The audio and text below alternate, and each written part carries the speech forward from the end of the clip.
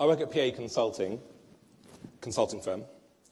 There are lots of consulting firms, but there aren't any like PA. PA builds stuff.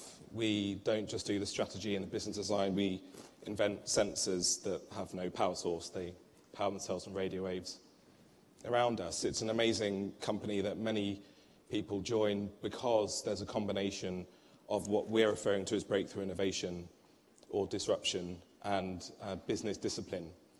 And we are very, very proud to be involved in the project that is delivering some guides that actually listening to people, and especially in Zina's comments, these disruptions, we've defined them in short PowerPoint decks that are prepared in order to give a senior business leader a very quick introduction, a very digestible short report. So to give an example, for each of these 12 breakthrough innovations, let's take, for example, additive manufacturing.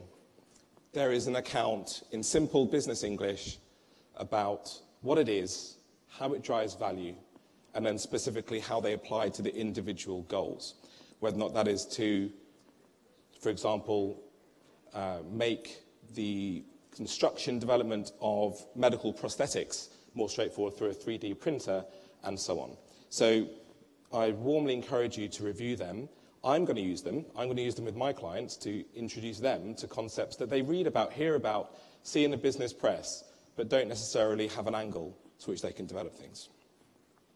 Now, I am going to talk specifically about a challenge for all of us. What are we actually going to do later on today, tomorrow, or next week? And I've taken much inspiration from watching the live feed yesterday and speaking to colleagues around the room and preparing for today. But we've spoken mostly about innovation in quite broad terms, in very ambitious and open terms that give us an idea of vision and alignment for the future. And I was hoping I could save you all about 50 hours of reading and just cut straight to the chase and take a few reports and boil it down to what a few key insights are. And at PA, we write an annual innovation report, and there is something that our CEO refers to as an inconvenient truth, and that is that there are these 4 key insights about driving commercial progress with innovation. The 4 are on the screen, but they are about framing your so-called why, how, what, your purpose, and what you're going to do about it in terms of future success with technology. And then as a challenge, the second one, to make every detail as innovative as possible, you need to be able to make bold innovation influence the team norms in your organization and your organizational culture.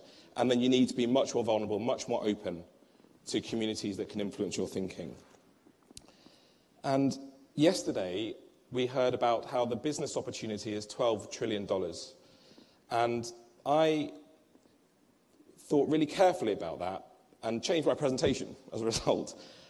Because we also talked about how 5,000 days is an important target. Now, for me personally, about 5,000 days ago, I had an experience that altered my life, my professional life. I stopped being a medical doctor after something that I thought was a shocking patient safety incident. And then I started to use social media to try and drive what I now refer to as a business model, to try and drive what I now refer to as collaboration between businesses. And I've got to tell you, that's been a painful 5,000 days. But I read a report about how social and social media would drive $1 trillion per year of commercial opportunity. And this is something that felt extremely attractive to go and actually try and work with. $1 trillion. But the problem with that report, they didn't make it realistic. That report was written by brilliant people, brilliant problem solvers, so thorough. The assumptions were perfect. The report itself was a beautiful read. But telling a leader that there's a $1 trillion opportunity is not the same as explaining to someone what you actually need to do tomorrow to start accessing that 1 trillion or 12 trillion. So I'm going to share with you now something that I refer to as a 9-point checklist. And here's the really funny bit. The part that everyone struggles with, is not a problem in this room. You'll have seen on the slide I've put knowledge, skills, and attitudes. The problem in many organizations is that the attitude isn't there to try and make innovation happen. I'm sorry it's not coming up so clearly white on light grey on these screens. But This room does not have a problem embracing diversity of thinking, positioning yourself amongst the influencers, and believing in why you should do it. The problem we have is the other two. It's to do with the knowledge and the skills you need to actually make things happen. And I'm just going to quickly go through them, because I believe this is the checklist that we can all use going forward to take concrete steps towards that multi-trillion-dollar opportunity over the next few years. So, do you have a clear and resolute understanding of why you need the breakthrough innovation? Do you know from the start how you're going to scale it? So don't be satisfied with a good pilot. What are you going to do to actually make it embed within your organization? And then try to forget everything you've ever thought was true. Now that does take a big step. And it's not about your personal knowledge. It's about your ability to communicate your knowledge to leaders who need to unlock their budgets and their planning. That's knowledge. Skills. Can you write a convincing business case? Can you develop a financial model?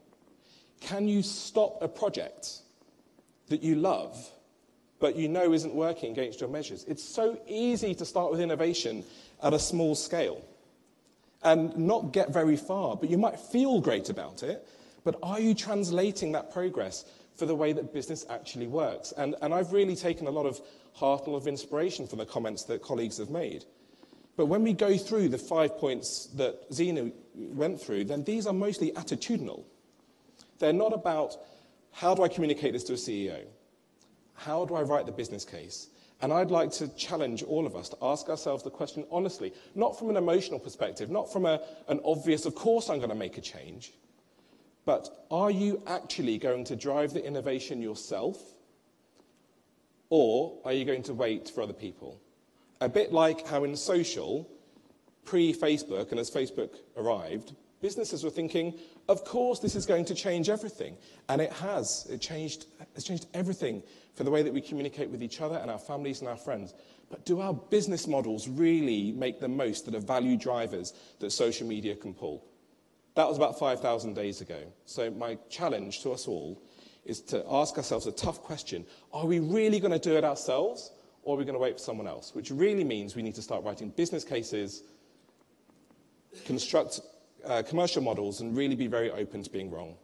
And one final point is that in a room like this, I'm the really boring one, right? I'm the boring management consultant. In management consulting, I'm viewed as a complete radical in terms of trying to make this management consulting. Now, PA is actually very open to that. We're not going to wait. We're not going to wait.